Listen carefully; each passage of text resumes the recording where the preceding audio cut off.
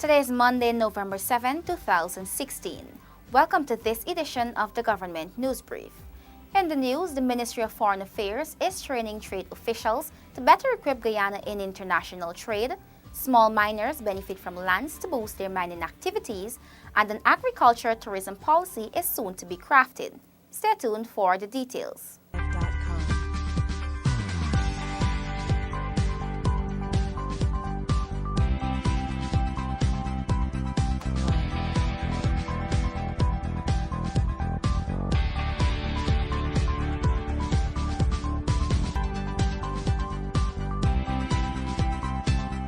Thank you for staying with us. I am Renetta LaFleur, and here are the details. Trade officers are being trained to put Guyana in a better position to conduct international trade. Zanil Williams has the details. The training, which is carried out under the Ministry of Foreign Affairs, is expected to help drive economic growth. Minister of Foreign Affairs, Carl Greenidge, says the officers are trained to monitor and advise the government on international trade policy. You are privileged to have the responsibility not only to deal with our interface on the diplomatic front with the international community, but to participate in and advise on international trade policy on which growth and development turns. Minister Greenidge adds that the skills being taught to the officers are paramount in helping Guyana to address the many challenges in international trade. Currently, Guyana faces some very serious problems. One of them is in the front of international trade. And in managing our business of international trade, one of the things that's most obvious is that a major institution on which our trade, I was going to say is built, but around which our trade is managed, trade policy, Ministry of Trade, and most importantly, the Customs, the Department of Customs. We today have less skills than we had 30 or 40 years ago.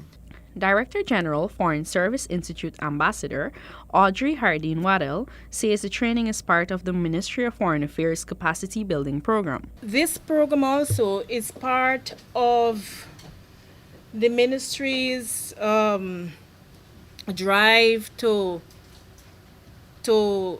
strengthen the ministry as an institution itself to be able to carry out the mandate of promoting economic diplomacy.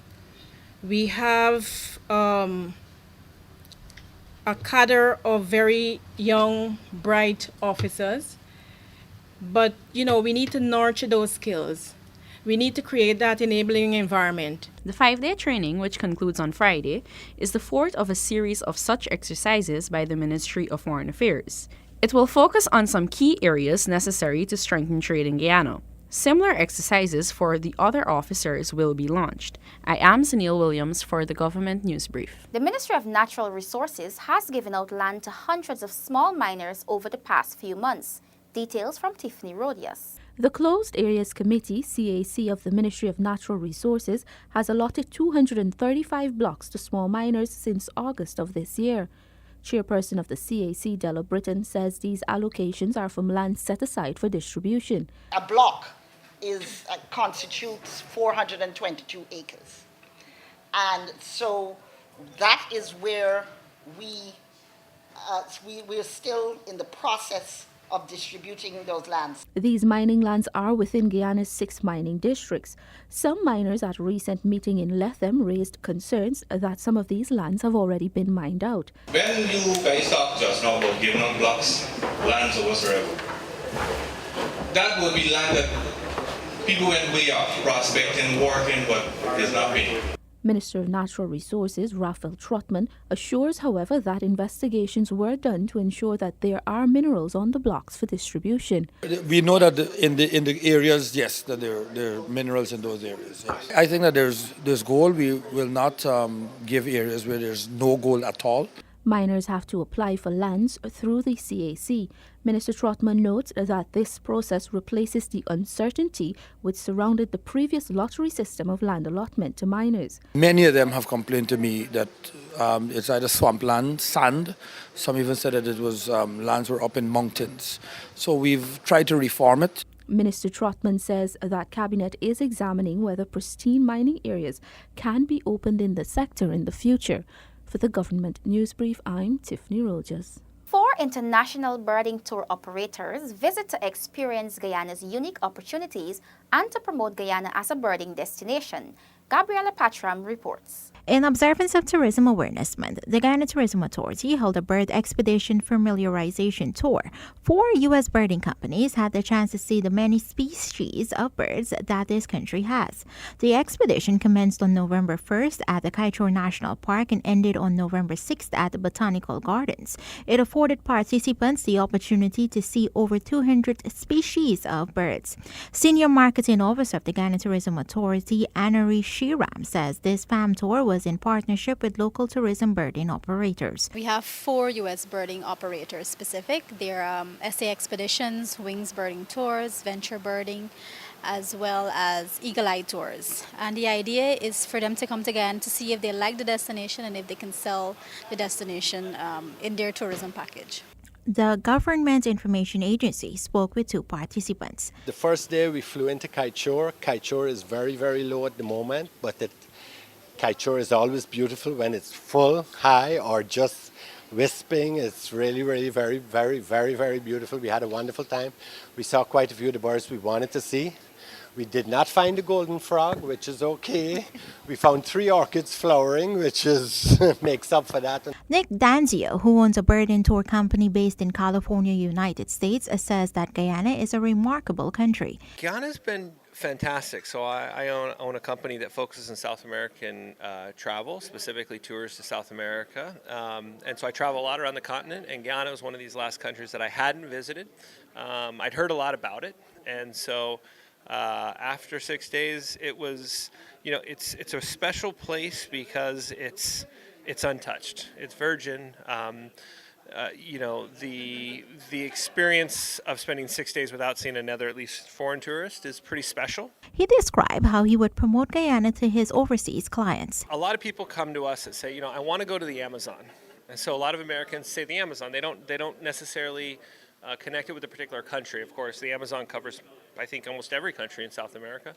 And not covers the whole country, but 8 country borders it. And so the question is, what does that person want to see? What's their expectation of the Amazon? And I think there is a big piece of the market that when they think of the Amazon, they think of an experience like Guyana, like seeing virgin forest. When you go to places, for example, take an example, well, of course, Manaus, you're probably aware of Manaus, or somewhere like Iquitos in Peru.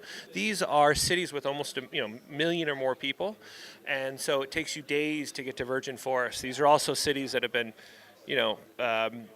have been exposed to a lot of extraction, whether it be rubber or other petroleum over a century, and so the sort of a virgin experience in the Amazon is lost in those places. So I think that's, Guyana is one of these few places that you can truly sell as a virgin Amazon experience. Tourism Awareness Month is being observed under the theme Tourism for All, Building Partnerships for Tourism Development. For the Government News Brief, I am Gabriela Patram. Bartica will soon get a green recreational park. Find out how in this Neola Damon report. The Town Council of Bartica in Region 7 has taken up the initiative of creating and rehabilitating open spaces and recreational parks. The West Indian Housing Scheme Green Park will be the first of its kind promoting clean green open spaces in the future. Bartica's Mayor Gifford Marshall says, It's an initiative of the Town Council.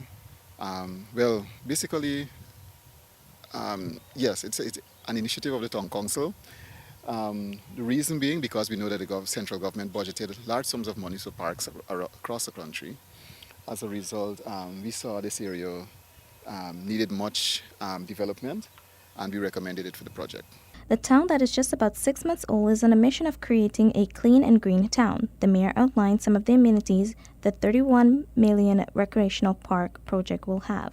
It will, of course, have a fountain to the middle, and the fountain will have the water coming from the natural spring that is behind us.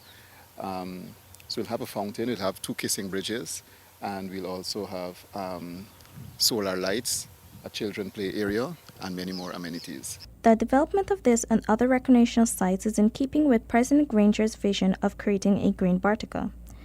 A number of other areas have been earmarked for future projects. Every community when I say community housing development, housing area, need to have open spaces. And this is just a model, this is just an example, and we hope to have open spaces along the Patara Road, 4 miles housing scheme, Caribbees Hill, and other areas.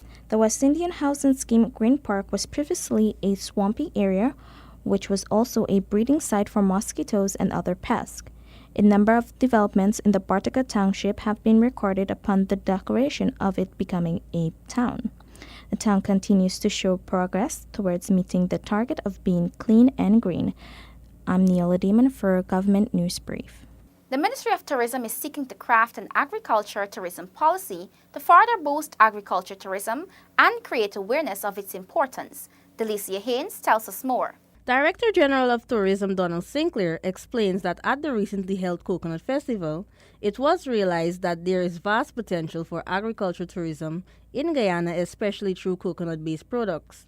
He says it was then the initiative was submitted. One of the recommendations made at the Coconut Festival is that we design an agri-tourism policy that will set out what agri-tourism means, what are the ways in which Guyana could grow its agri-tourism potential.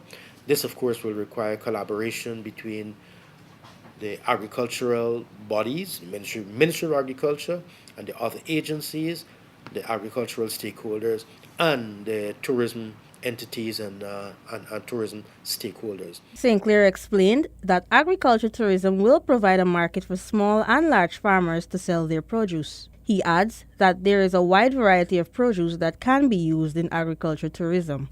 Agri-tourism is not limited to coconuts. It has a wide range of application. It basically means generating tourism experiences and generating tourism revenues from agricultural products. It could be sugar, it could be rice, coconuts, it could be visiting festivals, participating in festival, food in restaurants, in canteens, and that kind of thing. Agri-tourism has a very wide application that moves from the farm. The Director General emphasizes the need for agriculture tourism in Guyana. He notes that it is also a means of generating income and therefore it is necessary that organizations collaborate. In several other countries, this kind of synergy, this collaboration between the stakeholders in agriculture and the stakeholders in tourism is a lot more pronounced. The Pomeroon and Kanji areas are among sites that can be used to promote agriculture tourism. Sinclair urges the involvement of hinterland communities, noting that these communities are the basis for the overall development of the local tourism sector. For the Government News Brief, I am Delicia Haynes. We have come to the end of today's edition of the Government News Brief. The details of these and other stories can be found on GNU's website. You can subscribe to our website and the YouTube channel, and you can also like us and follow us on Facebook to be updated as the news unfolds. I am Renetta LaFleur, and this is the Government News Brief. Thank you for watching.